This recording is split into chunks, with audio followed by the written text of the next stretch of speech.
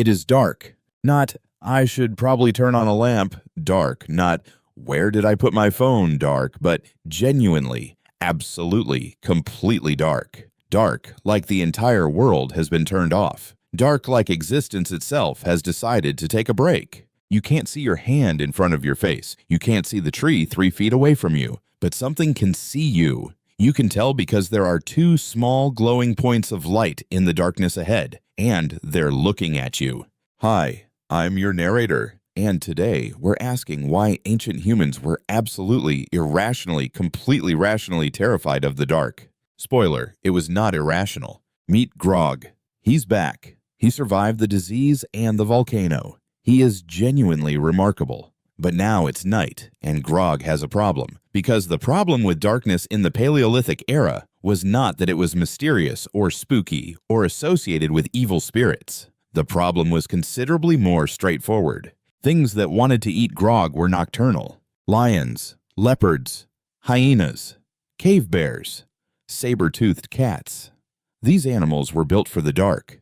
They had eyes that could gather vastly more light than Grog's eyes. They could see in near complete darkness. Grog could not. Grog's visual acuity in the dark was approximately useless. The predators who wanted Grog for dinner had a dramatic tactical advantage the moment the sun went down. This is not superstition. This is real. Ancient humans who didn't fear the dark at night were selected against, consistently, by things with very large teeth. The fear of darkness is not irrational. It is 400,000 years of very well-reasoned evolutionary pressure hardwired into your central nervous system. If you are still, today, a little uneasy in a very dark room, you can blame your prehistoric ancestors who didn't come home one night because they forgot to be scared. But ancient humans did something brilliant. They found the solution that changed everything. They learned to control fire, and fire changed the dark. The fire circle was the first great technological achievement of human nighttime survival. A tribe gathered around a central fire was safer than a tribe in the dark for several simple reasons. The light deterred predators.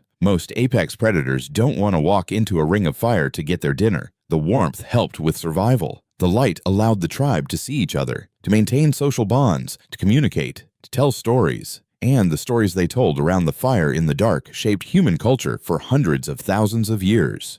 But fire went out, and when the fire went out, the dark came back. So ancient humans had to explain what lived in the dark, and they got creative. The Greeks gave us Nyx, the goddess of night herself, a primordial deity who existed before most of the Olympians, older even than Zeus. She was so powerful that even Zeus was afraid of her. Oh, to me, I'm a rare. She gave birth to death, sleep, dreams, doom, and strife. The Greeks, in other words, had correctly identified that the night is where all the bad things come from. They just personified it into a divine figure. The Mesopotamians gave us Lilitu, a wind demon associated with darkness who attacked people in their sleep. The creature that became, over thousands of years, the legend of Lilith. The Mesopotamians were so frightened of nighttime demons that they buried clay tablets with protective spells under the floors of their houses to keep the dark creatures out. The Norse gave us an entire bestiary of night creatures, trolls who turned to stone at sunrise, probably because you never saw them in daylight. They kept to the dark places. Fossagrim under frozen water, nightmares, things that lived under and in and through the winter darkness. Across African cultures, the night brought its own spiritual travelers and guardians and terrors. The darkness was a liminal space, neither the living world nor the world of ancestors, but a transit corridor between the two. You were more vulnerable at night, not just physically, but spiritually. And virtually every culture independently developed the same basic response. Keep the fire burning. Always keep the fire burning. Don't let it go out.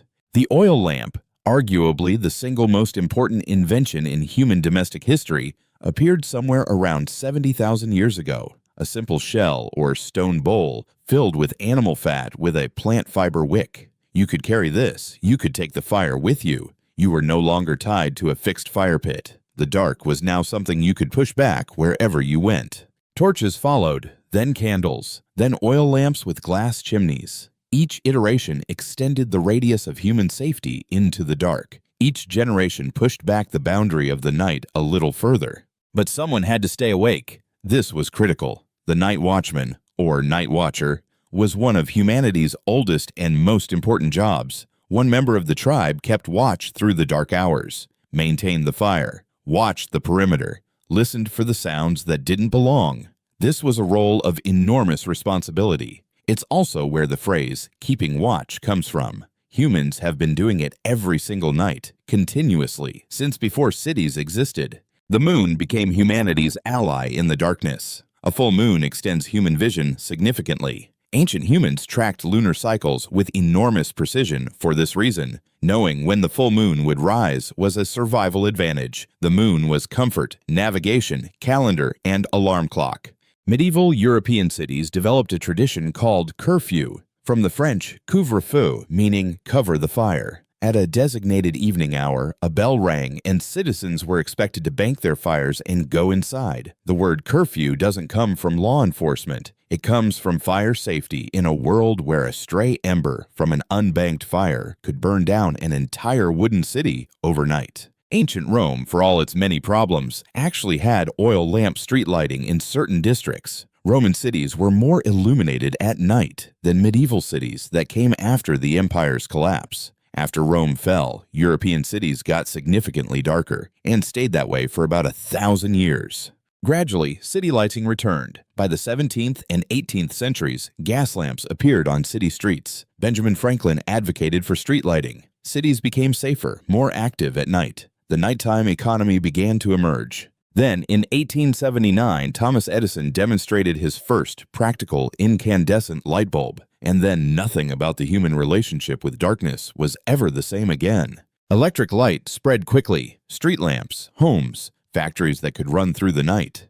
The dark was not just pushed back, it was systematically, permanently abolished from large portions of human experience. Today, 2/3 of the world's population lives under skies so polluted with artificial light that they cannot see the Milky Way with the naked eye. A galaxy of 200 billion stars invisible because of all the light we're using to keep the dark away. Which brings us to something funny. 2/3 of us can't see the stars because we're too busy keeping the lights on. And despite all of this, despite the electric lights and the street lamps and the glow of screens and the entire illuminated infrastructure of civilization, if you ask most people to sit in complete darkness for 30 minutes, they won't enjoy it. The evolutionary response is still in there. The elevated heart rate, the straining to see, the involuntary listening for sounds you can't identify.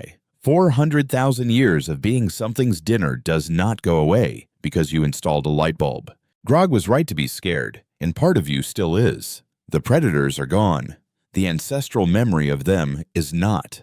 The fire kept us alive long enough to invent the light switch. The least we can do is appreciate it.